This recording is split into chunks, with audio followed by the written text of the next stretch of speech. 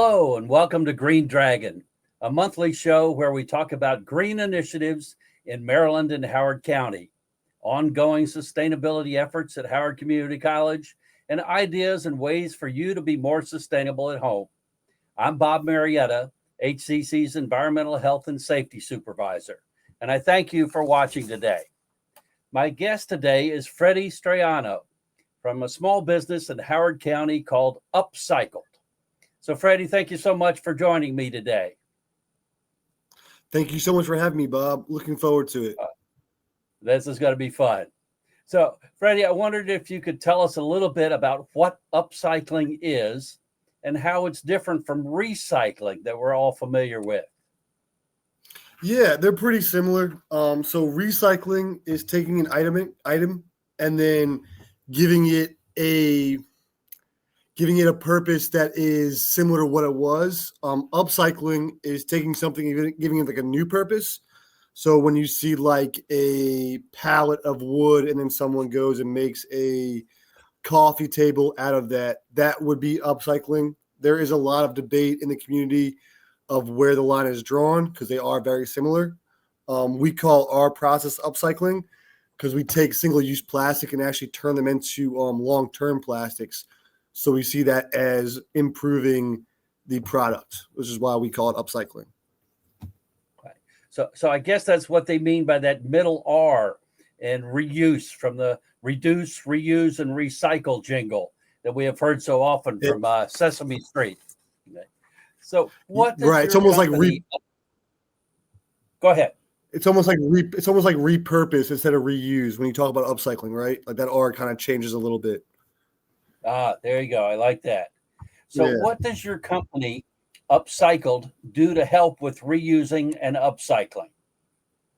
Yeah, so we are a nonprofit based out of Howard County, and we collect single-use plastics from local points in the community.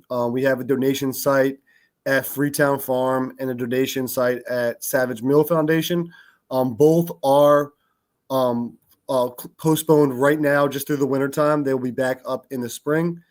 And we collect single-use plastics from community members, and we then shred that down, melt it, and turn it into 2x4s. And with the 2x4s, we build garden beds and benches that we donate to schools like Howard Community College. Yeah, we love the one that we have here.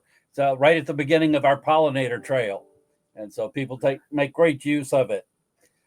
Now, Freddie, I know that not all plastic is suitable for upcycling like you do, but what kinds do you use and why do you use those? So we stick to the sturdier plastics and the ones that are a little safer to melt with the lower melting temps and that are typically BPA free. So that limits us to polypropylene and high density polyethylene. If you look on the back of a plastic container, you'll see the number 5 or the number 2. Number 5 is polypropylene. Number 2 is high density polyethylene. Wow. So can you give us a little explanation of the different kinds of plastic and what do all those arrow symbols and numbers mean?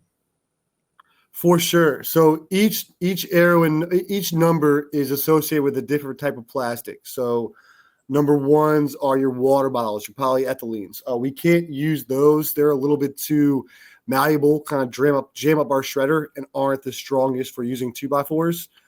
Number 2, the high density polyethylene, those are a lot of cleaning supplies. So laundry detergents, shampoo bottles, they have a little more bend to them, but they're also very strong as well. I'll then jump to number 4, which is LDPE. LDPE are your plastic bags.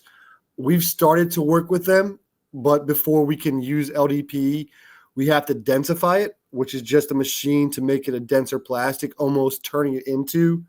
Number 2 are the high density. And the last type we use is number 5, which is the polypropylene. And that's mostly food grade items. Anything you get from a restaurant in a takeout container, butter, things like that, but not the juices. Juices stay with the polyethylene, which is the number 1. Wow. So what do all those other numbers mean? So we got polystyrene is number 6. That is like your red Solo cups. There's she was a student at Johns Hopkins, but there's a student who, ex-student or alumni, who actually makes clothing out of the Solo cups, which is an awesome project as well. PVC, I believe, is number 3. PVC has a very high toxicity, so we don't use PVC. And then number 7 is left for others. That is kind of like a composite plastic when they use a little bit of different types. And we stick away from that. Also, ABS. ABS is another one. ABS is what you'll find like the old Legos. You'll also find it in some HVAC equipment. That is very dangerous for us to recycle, so we stay very far away from ABS. Wow. So who came up with all these different numbers and the arrow symbols and stuff? Why is this so confusing? I couldn't tell you where the arrows come from, but what I could tell you is where we get our knowledge from. So we are part of the Precious Plastics community. That is a larger nonprofit from the Netherlands. And they spent so much time, money, and effort on building the process that we follow. So the machines we use are from an open source community. The data that I am spewing back at you, I've learned from Precious Plastics. Anyone who is trying to get more involved in recycling and upcycling should start at Precious Plastics. They are a wonderful organization. We are one of many. We are one of the few in America, and even one of the fewer on the East Coast, though.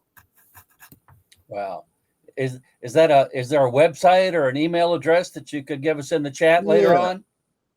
Okay, let me do that now. Yeah. Don't do it now. Don't do it now. We'll just leave it and edit it in later. Yeah. Yeah, I'll do it later for you. I'll throw it in the last 5 minutes. Yeah. You mentioned 2x4s. Is that the basic product that Upcycle produces? Yeah, so we standardize it by a kit. So we make things out of the 2x4s, but right now what we're doing is we're making 2x4s to build benches and garden beds, even some picnic tables. We have just purchased and waiting for the arrival of a new like cinder block mold.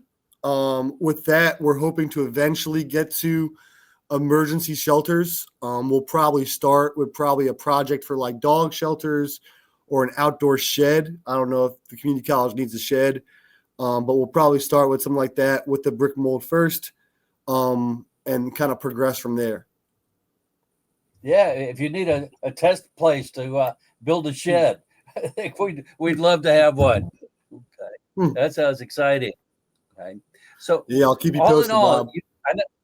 You've built several different things, I know, but what's your personal favorite thing to build? So me and Orlando is my co-founder and partner. And we built a toddler bench, a toddler shorty bench with a back. It's about 9 inches tall in the front and maybe 16 inches tall in the back. It was donated to the United Way Family Center, off right behind Home Depot in Columbia. It's a new school for toddlers, and yeah, it was super cool. They're like 40 pounds a piece. They're really cute. That sounds neat. Okay, so where can people see all the different things that you've built? Yeah, so we're hoping to get an updated list on our website of all the different locations, but I can definitely run off a few right now. They are all in Howard County, and they are all education-based facilities. We have them at HCC on the Pollinator Trail. We also have it across the street at the Montessori School, and then as well at Freetown Farm with the Community Ecology Institute, Oakland Mills High School, Oakland Mills Middle School, Running Brook Elementary School, Longfellow Elementary School, Swansfield Elementary School, Phelps Luck. I'll send a list instead of running off all the locations, but right now we have 20 structures installed at 19 locations across Howard County. Wow. It sounds like you're really making an effort to get them out where people can see them. So what's your message that goes along with these?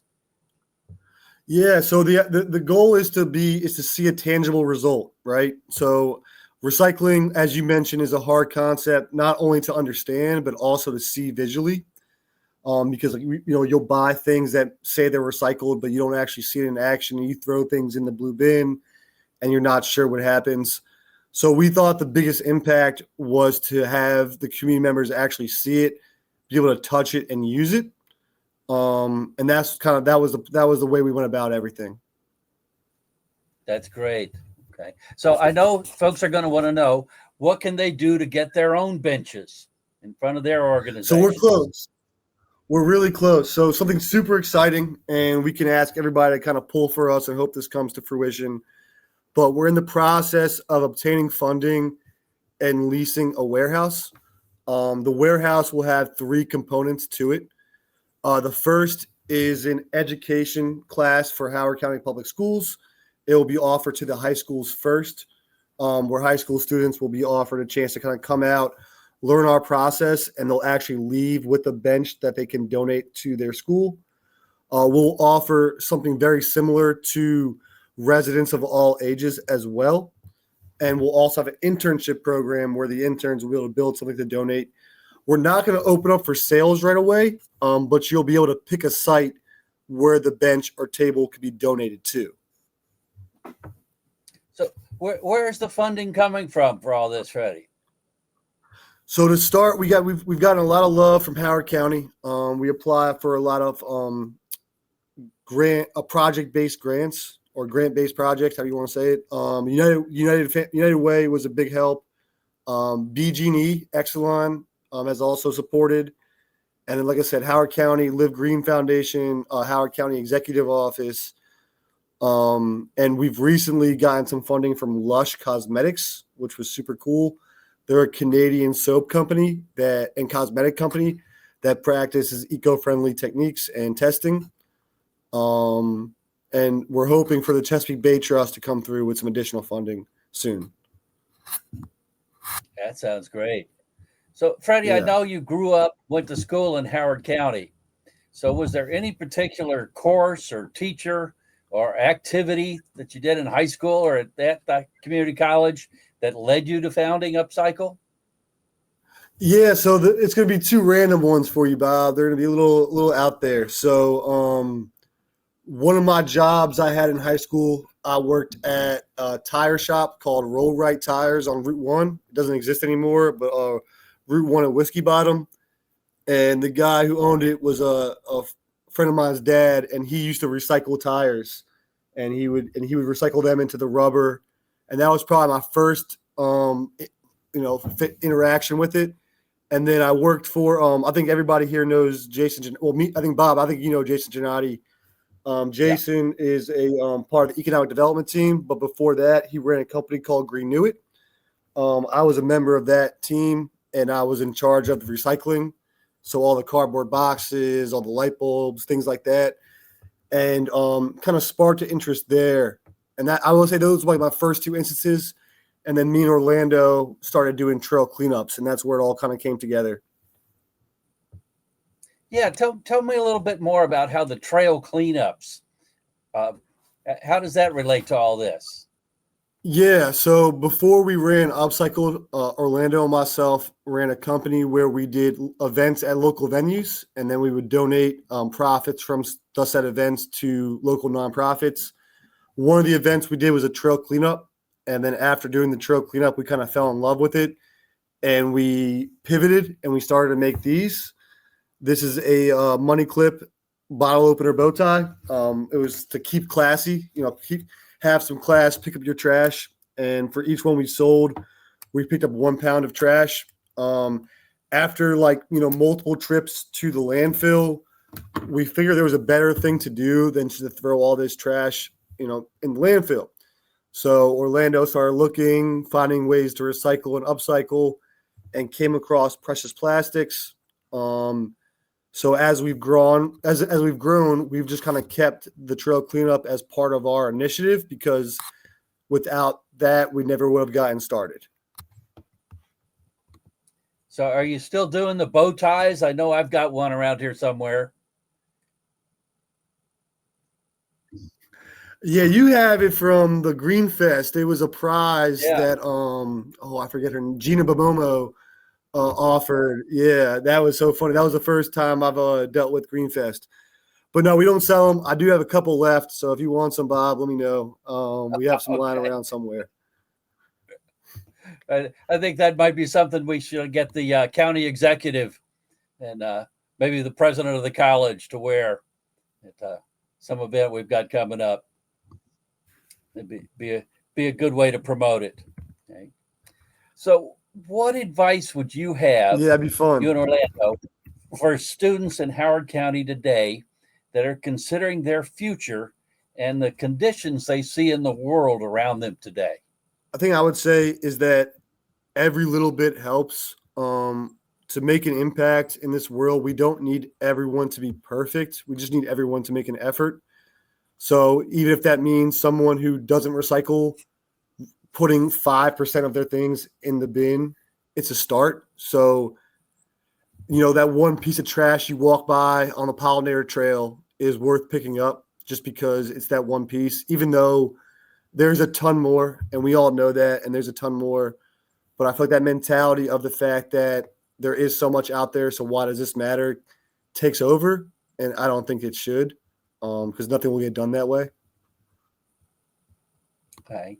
So, you may think this is a little corny, but I wanted to talk to you about benchmarks. So, have you Yeah. compiled any data as to what impact are you having when you do your trail cleanups? Are you finding less? Are your benches making a mark?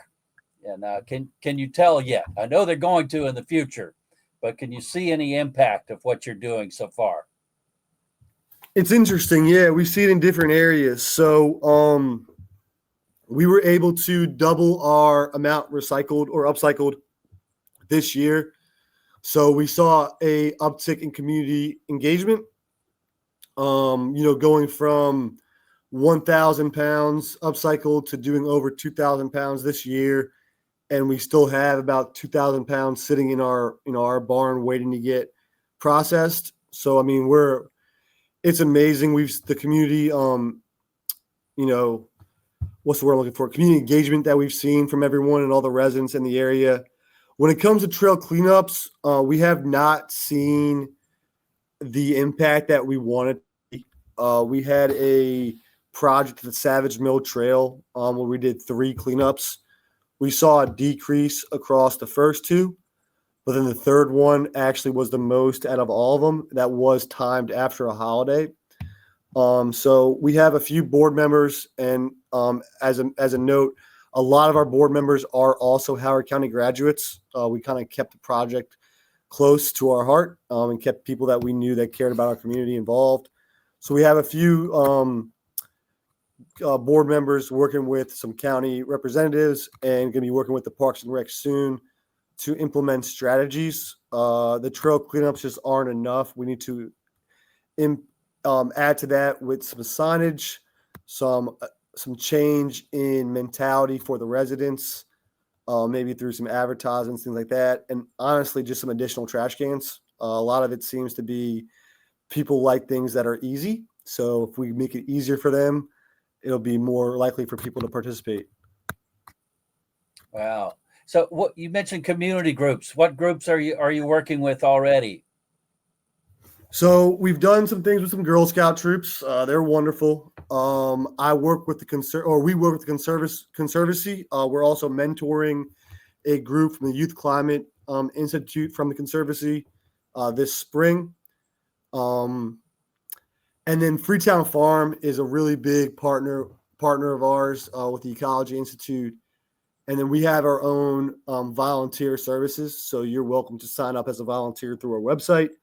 That will add you to our mailing list and also add you to our VIP list where we do volunteer events at our facility, where that invite really only goes to that volunteer list. And then if it doesn't fill up, we begin to share it with everyone else, but it initially goes to anyone who offers to volunteer with us.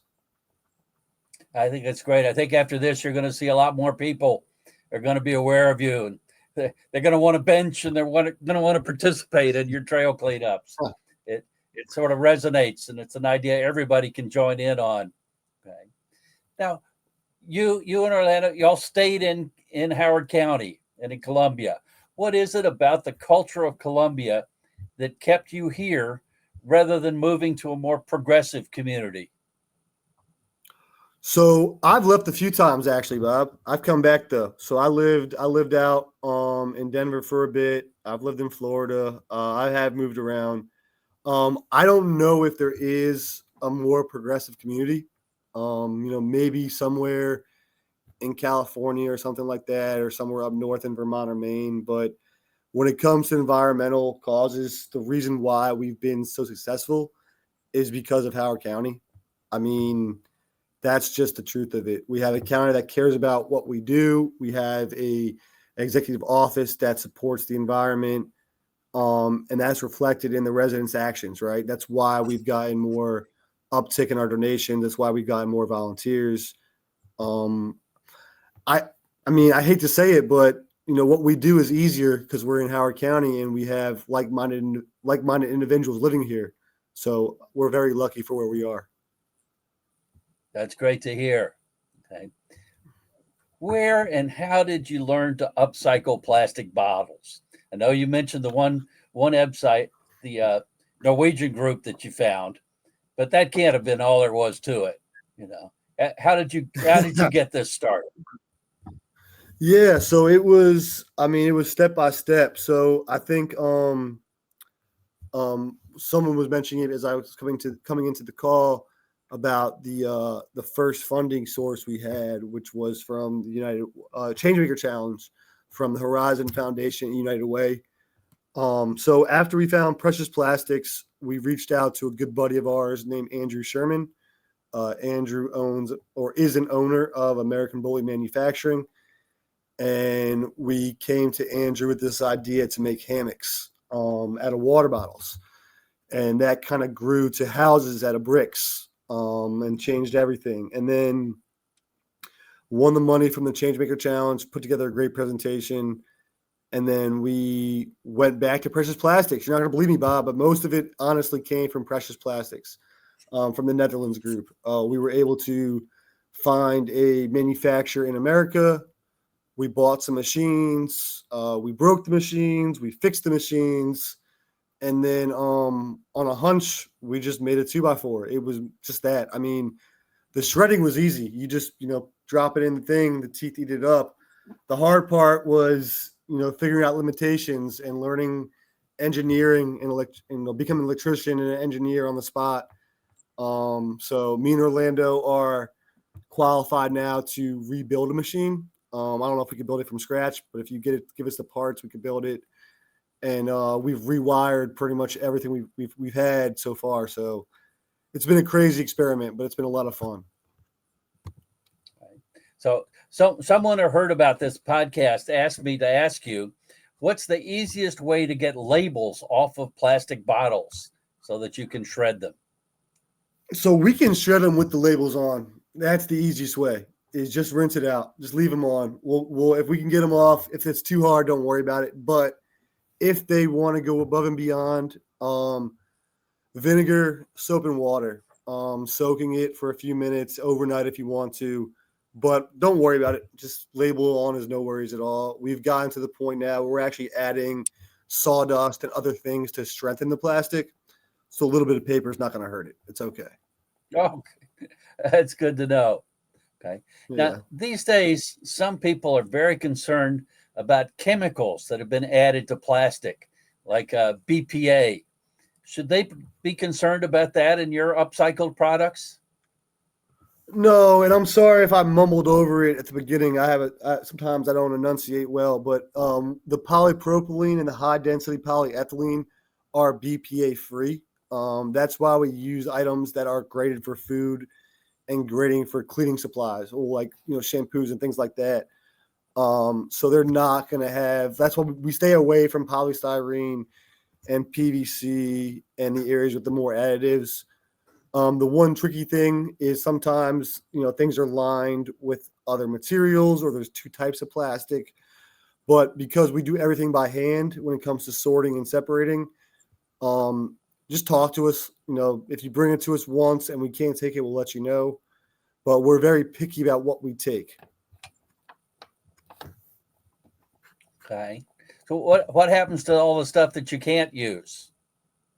The best thing we can do is bring it to the recycling center at Alpha Ridge, right? We separate it. We separate it into plastic, paper, things like that. And then we put it down to the proper recycling channels at the landfill. Okay. So it's not being thrown in the trash. Okay. No, That's never good. that. That's good. No. Yeah. Yeah. We ask for everything that is brought to us as in paper bags so that we can also recycle the paper bags instead of using plastic bags. Right. So you mentioned you were looking into getting a warehouse. Is that where you're going to be making your products? And where will that be? Will that be at Freetown? So it's going to be where we do everything. So it'll be collection, drop-offs, making our products, having our classes. The idea is to have everything under one roof. We don't have a set location yet. I'm looking at a few different properties, but we're going to be tied to Howard County, obviously, and we have to be in manufacturer zoning. So most likely it'll be around Savage and Jessup, which is one of the communities we worked very closely with. Carol Baldwin Hall, the Savage Community Association, and the Savage Foundation at the Savage Mill are all very good friends of ours. So if we end up in Savage, that'd be a great place for us. Cool. So where do you get most of the plastic? Can you compare the sources? You do the trail cleanups and people bring you plastic. Where's the biggest contributors coming from? Over 99% are contributors from residents. The trail cleanups are hard to distinguish types, and they're kind of weathered down sometimes. So it's rather be safe than sorry, and just separate that when we can, or separate that and then recycle what we can. But yeah, almost all of it comes from donations from residents. We've had a great support system through schools. So Phelps Luck was one of the best schools we had. They were just phenomenal. They actually collected plastic before they even got a bench. So we were convinced to give them a bench after the fact of how much they got for us.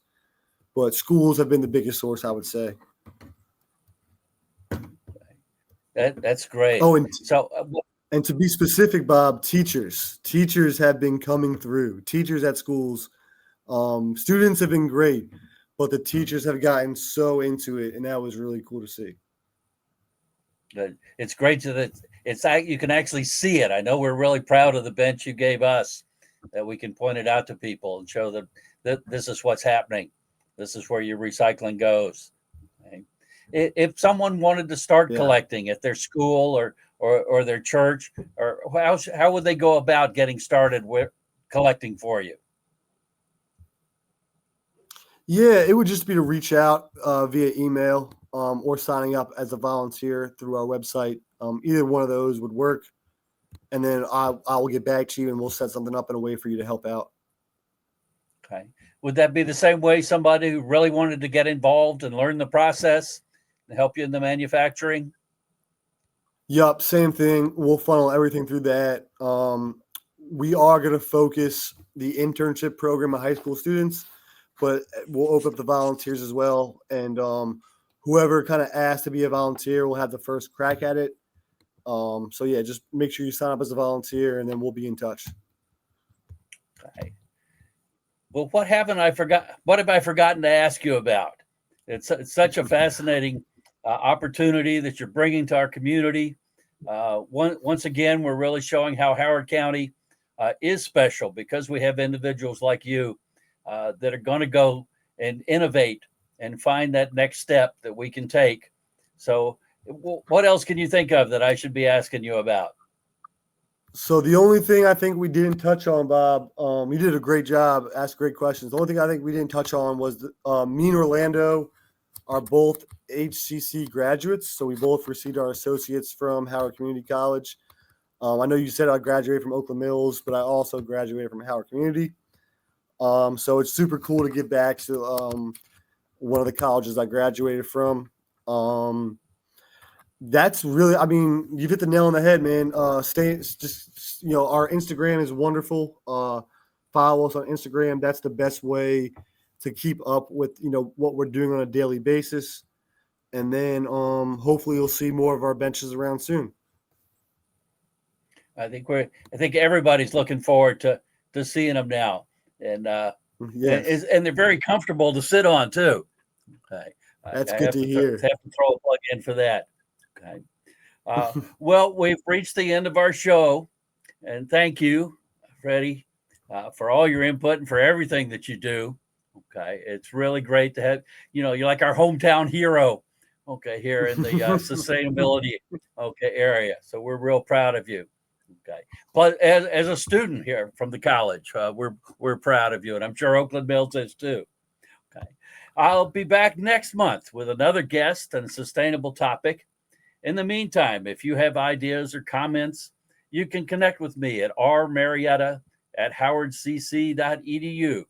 You can listen to this and all of our other podcasts at dragondigitalradio.podbeam.com. And you can also catch us on HCC TV and Howard Community College's YouTube channel. Now, don't forget to share, the things that you've learned, and to share that we have these podcasts. Give us a like, give us some comments, let other people know how to join us. And above all, help us take care of our world.